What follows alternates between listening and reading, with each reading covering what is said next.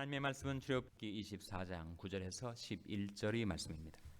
모세와 아론과 나답과 아비후와 이스라엘 장로 70인이 올라가서 이스라엘 하나님을 보니 그 발 아래는 청옥을 편듯하고 하늘같이 청명하더라. 다 같이 읽으시겠습니다.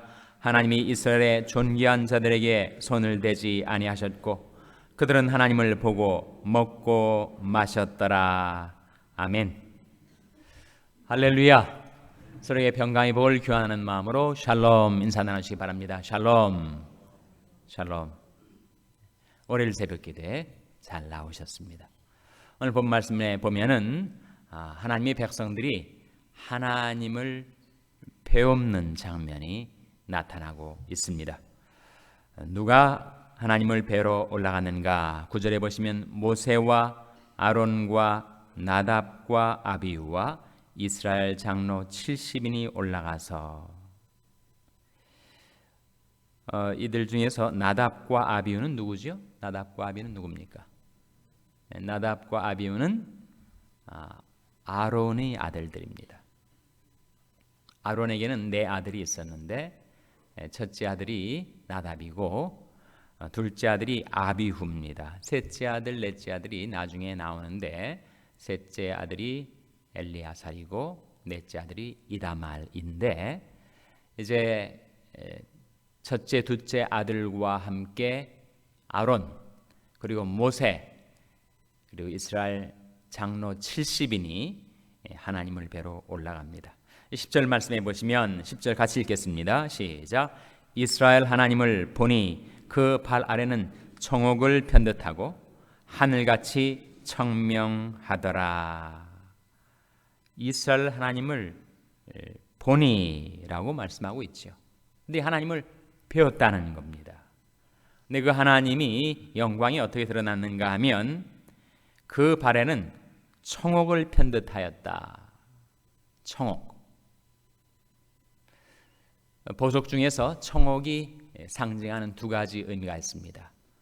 하나는 하늘같이 청명한 거예요. 여러분 푸른 하늘 그 창공을 이따금씩 바라보시면서 생활하시죠. 얼마나 하늘이 푸르고 순결한지.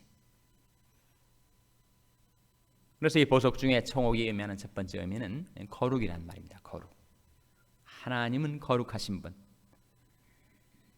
흠도 없고 점도 없으신 순결하신 분, 그것을 상징하죠. 또 다른 의미는 청색계통, 녹색계통이 의미하는 것은 바로 자비입니다. 자비. 요한계시록에 보면은 하나님의 영광을 나타내면서 녹보석이 나와요. 에메랄드가 나옵니다. 그 의미는 자비죠. 그래서 하나님은 거룩하시고 자비로우신 하나님. 점도 없고 흠도 없이 순결하고 거룩하실 뿐만 아니라 거룩하신 하나님께서 죄인된 우리들을 용납하시는 자비로우신 하나님. 그래서 청옥이라는 보석이 상징하는 두 가지 의미입니다. 11절 말씀 같이 읽겠습니다. 11절 말씀 시작. 하나님이 이스라엘 존귀한 자들에게 손을 대지 아니하셨고 그들은 하나님을 보고 먹고 마셨더라. 여기에 하나님을 그들이 보았다라고 하는 말씀이 나타나죠. 인간이 하나님을 볼 수가 없습니다. 죄로 더러워진 우리 육신의 눈으로 육안으로 거룩하신 하나님을 배우면 사람은 죽습니다. 그런데 그들이 죽질 않았어요. 하나님이 그들에게 손을 대지 않았습니다. 그것이 바로 하나님의 자비였다는 겁니다. 하나님을 배웠다는 것이 정말 어떤 것을 의미할까?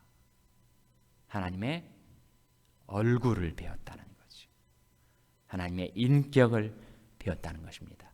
하나님의 영광, 하나님의 권능을 그들이 배웠게 되었다는 거예요. 그리고 하나님 앞에서 하나님을 배우면서 그들이 먹고 마셨다. 천국의 한 장면을 우리에게 열어 보여주고 있는 것입니다. 그래서 예수님께서 이 세상에 오셨을 때 예수님과 사람들이 대화의 장면이 성경에 나타나는데, 한 사람이 예수님한테 이런 얘기를 합니다. 정말 하나님 나라에서 떡을 먹는 자는 복이 있겠습니다. 누가복음 14장 15절 말씀 한번 펴보시기 바랍니다. 누가복음 14장 15절 말씀. 누가복음 14장 15절 말씀은 신약성경 119면입니다. 누가복음 14장 15절 말씀을 찾아서 우리 한번 같이 읽겠습니다. 신약성경 119면 누가복음 14장 15절 말씀 같이 읽겠습니다. 시작. 함께 먹는 사람 중에 하나가 이 말을 듣고 이르되 무릇 하나님의 나라에서 떡을 먹는 자는 복되도다 하니. 무릇 하나님의 나라에서 떡을 먹는 자는 어떻다고요? 복되도다. 하나님을 모시고 하나님 앞에서 영생 복락을 누리면서 하나님 나라에서 떡을 먹는 자는 복 있는 자지요. 근데 바로 모세와 아론 그리고 나답과 아비후 70인 이스라엘 장로들이 바로 하나님을 배웠고 거기에서 먹고 마셨다 하는 말씀이 오늘 본문에 나타나고 있습니다. 과연 누가 하나님을 배울 수가 있을까? 하나님을 보는 것이야말로 인생 최고의 축복인데 누가 하나님을 볼 수 있는가? 예수님께서 우리에게 산상순 가운데서 가르쳐 주셨죠. 산상순 가운데서도 어디에 나오는 말씀입니까? 바로 팔복에 나오는 말씀입니다. 마태복음 5장 8절에 과연 누가 하나님을 배울 수 있는가 하는 말씀이 나타나 있습니다. 예수님이 산상순 팔복 가운데 하신 말씀 한번 펴보시기 바랍니다. 마태복음 5장 8절 말씀 찾아서 같이 읽겠습니다. 마태복음 5장 8절 말씀 같이 읽겠습니다. 시작. 마음이 청결한 자는 복이 있나니 저희가 하나님을 볼 것임이요. 이 말씀 속에 마음이 어떠한 자가 복이 있다고요? 청결한 자. 마음이 청결한 자에게 주어지는 복이 무엇입니까? 바로 하나님을 볼 것임이요 한 복입니다. 우리 인생이 하나님을 배울 수 있다면 그것은 우리에게 주어질 지고의 축복이라는 겁니다. 근데 누가 하나님을 볼 수 있는가? 마음이 청결한 자. 죄로 더러워진 마음 말고 세상에는 정말 죄악하고 더러운 죄악들이 많은데 그것으로 더럽혀진 마음 말고 청결한 마음이라는 뜻이 하나고, 또 한 가지 마음이 청결한 자 속에 담겨진 의미는 마음이 심플하다는 거예요. 단순하다는 겁니다. 오로지 하나님만을 구하고 찾고 살아가는 마음을 말합니다. 너무 마음이 산란해 가지고 여러 가지 상념, 여러 가지 근심, 여러 가지 욕심에 마음이 나뉘어지고 분산되고 산란해진 그 마음을 우리가 갖고 산다면 우리는 하나님을 못 본다는 거예요. 그래서 마음이 청결하다라는 그 말씀 속에 담겨진 또 하나의 중요한 의미는 그 마음이 오로지 하나님만을 구하고 찾고 사는 마음을 가리킵니다. 하나님이여, 사슴이 시냇물 찾게 갈급함같이 내 영혼이 주를 찾게 갈급하니이다. 내 영혼이 하나님, 곧 생존하시는 하나님을 갈망하나니 내가 어느 때에 나가서 하나님 앞에 배울고, 사슴이 시냇물을 찾기에 갈급함같이 나의 영혼이 하나님을 찾기에 갈급한 마음, 그것이 바로 청결한 마음 속에 담겨진 의미라는 거예요. 나 곧 내 영혼이 여호와를 기다리며 내가 그 말씀을 바라는도다. 파수꾼이 아침을 기다림같이 내 영혼이 주를 기다리오니 참으로 파수꾼이 아침을 기다림보다 더하도다. 그래서 얼마나 하나님을 바라고 간절히 구하고 찾았든지 파수꾼이 아침을 기다림보다 더한 갈망, 더한 사모함을 가지고 오로지 하나님만을 구하고 찾는 마음이 바로 청결한 마음이라는 거예요. 그런 마음에는 꼭 하나님을 배울 수 있는 그런 은혜가 주어진다는 주님의 약속의 말씀이죠. 인간이 누릴 수 있는 지고의 축복, 최상의 축복은 하나님을 뵙고 하나님의 얼굴을 바라고 하나님과 교통하고 하나님과 영원한 교제 속에 들어가는 것인데, 그런 축복이 누구에게 주어지는가? 마음이 청결한 자에게 주어진다고 했습니다.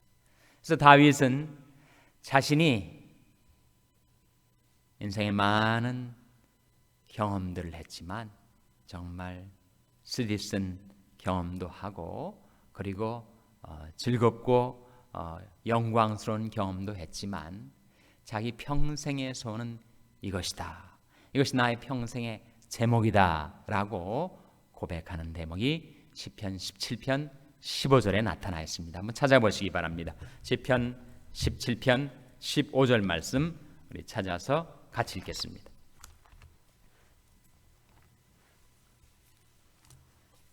시편 17편 15절은 구약성경 812면입니다. 구약성경 812면 시편 17편 15절 말씀 찾아서 같이 읽겠습니다. 시편 17편 15절 말씀 같이 읽겠습니다. 시작. 나는 의로운 중에 주의 얼굴을 버리니 깰 때 주의 형상으로 만족하리이다. 말씀 속에 이 시편 17편은 누구의 기도로 1절 앞에 나와 있습니까? 누구의 기도예요? 다윗의 기도죠. 다윗의 기도 가운데 자신이 무엇으로 만족하며 평생을 살 것인가를 고백하고 있습니다. 나는 의로운 중에 주의 얼굴을 버리니 깰 때 주의 형상으로 만족하리이다. 파스칼이 말한 대로 인간 안에는 공허한 구멍이 있어서 세상 그 무엇으로도, 물질로도, 명예로도, 권세로도, 어떤 쾌락으로도 채울 수 없는 보이드가 있다. 공허한 구멍이 있다. 그것은 오직 하나님으로만 채워질 수 있다 라고 말한 그대로 정말 다윗은 세상 많은 것들을 경험해 봤지만 그 어느 것으로도 자신의 마음에 만족이 없었다는 거예요. 그것만 얻으면 정말 내게 만족과 기쁨이 있을 것 같아도 막상 거기에 당도해 보면 전혀 자기를 만족시킬 수가 없었다는 겁니다. 그런데 나는 의로운 중에 주의 얼굴을 버리니 깰 때 주의 형상으로 만족하리이다. 내가 하나님을 바라 배우면 내 심령에 세상 그 어디에서도 얻을 수 없는 만족이 내 마음에 주어지더라. 그렇게 고백을 하고 있는 것입니다. 이 말씀 속에 나는 의로운 중에가 뭘 말할까요, 여러분? 나는 예배 중에, 나는 기도 중에, 나는 말씀을 묵상하는 중에, 나는 주님과 동행하는 중에 주의 얼굴을 버리니 깰 때 주의 형상으로 만족하리이다. 그래서 우리가 하나님의 얼굴을 배울 수 있는 자리가 있다는 겁니다. 예배 중에서,